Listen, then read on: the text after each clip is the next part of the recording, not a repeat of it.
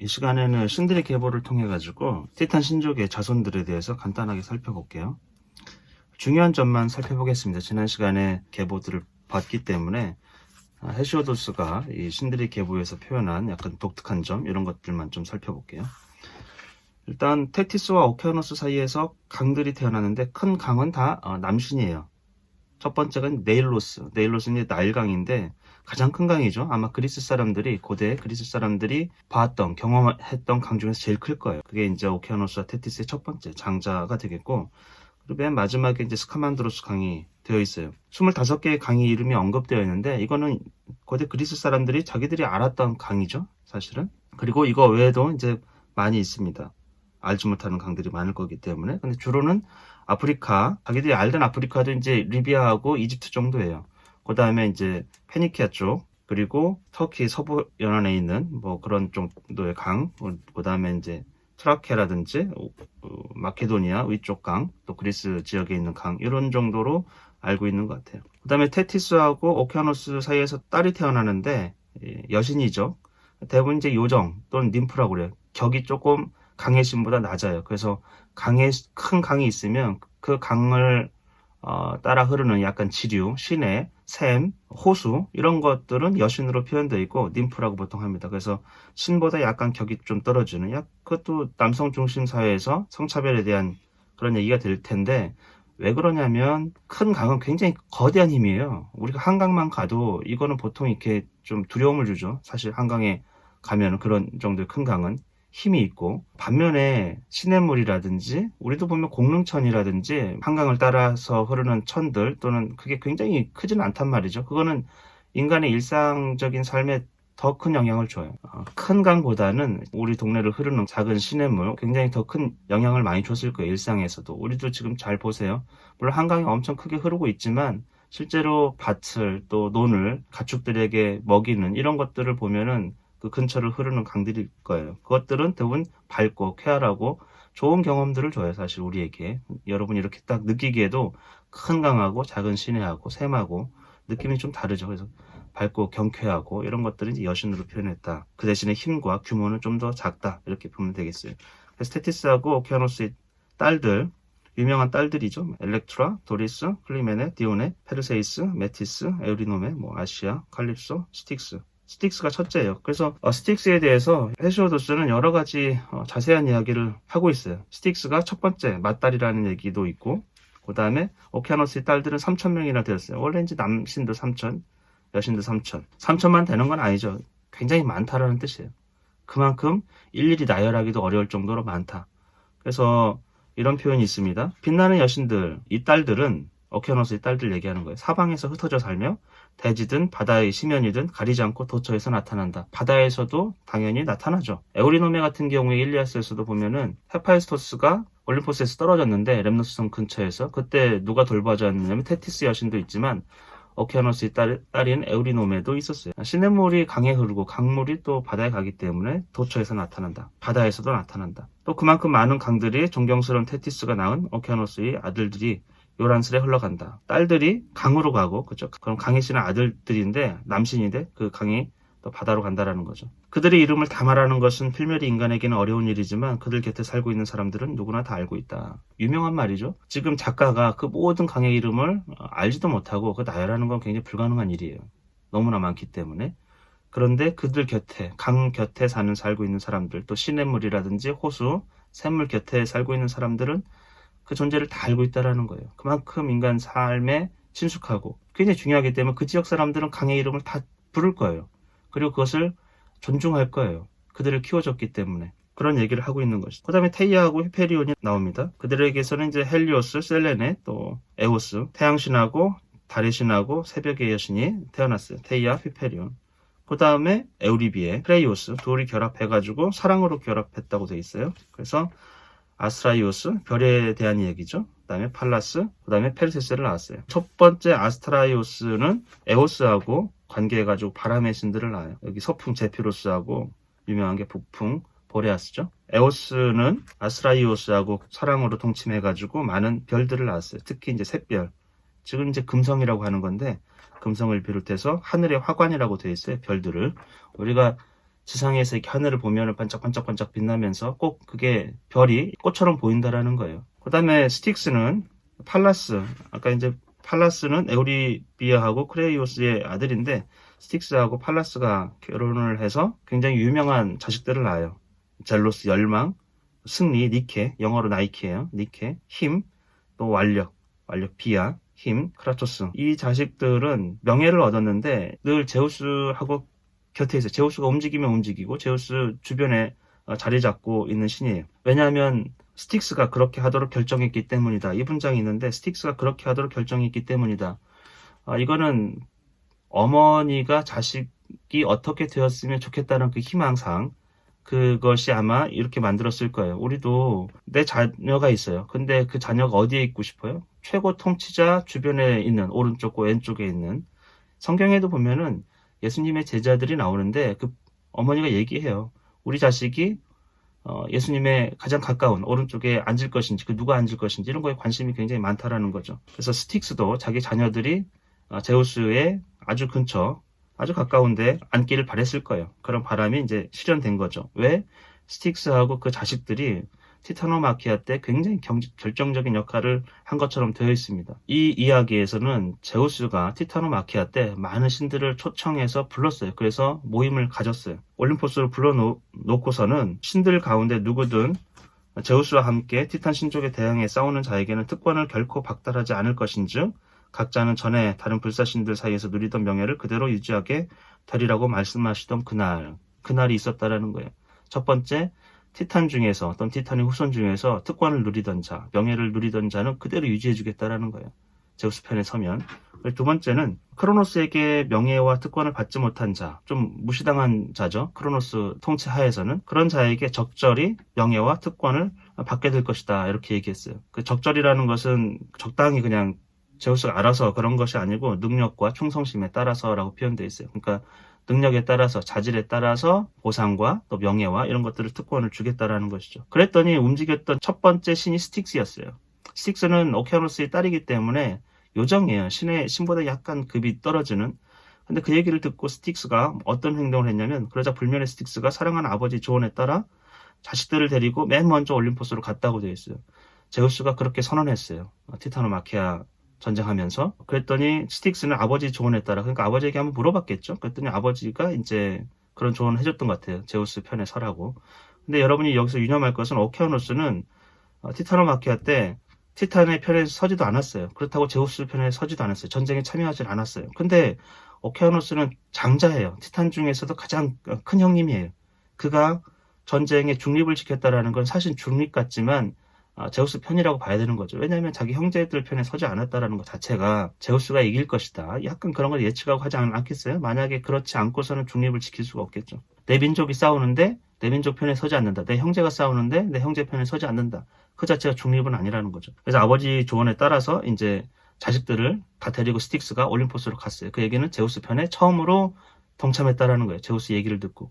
그래서 여기서 유념해 볼 거는 스틱스는 전혀 크로노스 그 통치 하에서는 인정도 받고 또 특권을 누리던 신이 전혀 아니에요. 그냥 오케아노스의 딸 중에 하나고 그건 굉장히 수없이 많은 딸들 중에 그냥 하나였어요. 그런데 그 자식들과 함께 제우스 편에 처음으로 가담했던 것처럼 표현되어 있습니다. 그래서 이제 제우스가 그녀에게 명예를 높여주고 선물을 주었어요. 뭐냐면 신들의 위대한 맹세가 되게 했어요. 스틱스에게는. 그게 굉장히 큰 명예입니다. 왜냐하면 여러분이 인간이든 신이든 맹세를 해요. 약속을 해요. 누구 이름으로? 하찮은 사람의 이름으로 약속을 할 수 있을까요? 뭐 예를 들면 파리 이름으로 약속할 수, 모기 이름 걸고 맹세하자 이렇게 할 수 없죠. 가장 위대한 신실하고 믿을 만한 그런 존재를 걸고 약속을 하는 거예요. 그래서 스틱스의 명예는 엄청난 것이죠. 사실은 제우스가 마땅히 누려야 될 명예일 수도 있어요. 제우스의 이름으로 맹세를 하게 가장 위대한 신이기 때문에.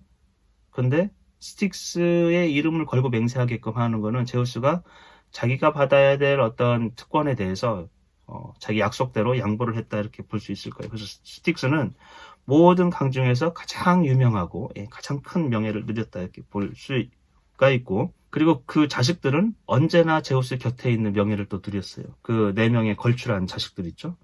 젤로스, 니케, 크리토스 비아. 꼭 그처럼 제우스는 다른 신들에게도 모두 당신이 약속한 것을 철저히 이행했다. 그러니까 제우스는 약속을 잘 지키는 신이라는 거예요.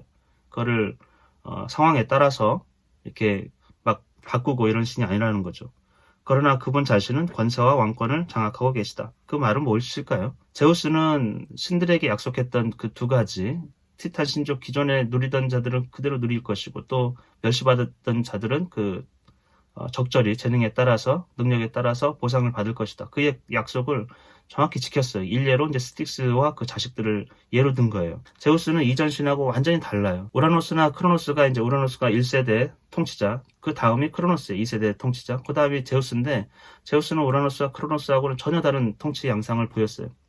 우라노스와 크로노스는 굉장히 독재자적이고, 자기가 이제 권력에 이렇게 해가 된다고 생각하면 무슨 짓을 하는 억압적인 통치가 기본이고, 누구한테 물어보거나 그런 것도 없어요. 그냥 자기 스스로 자기가 보기에 싫다 이러면은 뭔가를 하는 거죠. 근데 제우스는 자기의 많은 권한을 내려놨어요. 권한들을 많은 신들에게 이양을 했어요. 삼형제가 이제 티타노마키아 때 결정적인 역할을 했을 거예요. 제우스와 포세이돈, 하데스가.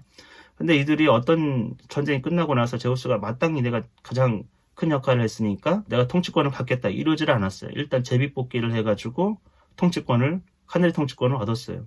하데스는 지하세계, 포세이돈은 바다. 사실 셋이서 권력을 나누는데 어떤 게 제일 좋은 방법일까요? 너무 소수였을 경우에는 민주주의를 하기가 굉장히 어렵습니다. 그게 또 왜곡될 수 있기 때문에 한 사람을 섭외를 하면 되잖아요. 이렇게 포섭을 하면. 그래서 옛날 사람들도 제비뽑기, 이거는 뭐 인간의 노력이 아니고 이게 운명처럼 주어지는 거기 때문에 공정하다고 봤어요. 그러니까 그런 방식으로 권력을 나눴어요. 그리고 자기 자식들에게도 권력을 나누고, 여기 보면 스틱스에게도 권력을 나누고, 이런 방식으로. 그런데 제우스의 그 왕권, 권세는 영원히 지속되는 것이죠. 이전 통치자하고는 완전히 다른 모습이에요. 그렇기 때문에 아마도 이런 최고신에 대해서 이런 모습을, 이런 표현한 것을 보면 그리스 사람들이 결국에는 민주주의를 하게 돼요. 독재자 같은 어떤 권력자를 원하지 않는다라는 거예요. 그리스 사람들은. 그래서 그렇게 많은 권한을 내려주었음에도 불구하고 권세와 왕권이 영원히 지속되는 그 제우스가 그래서 지혜롭습니다. 그 다음에 포이베였고 코이오스의 자식들.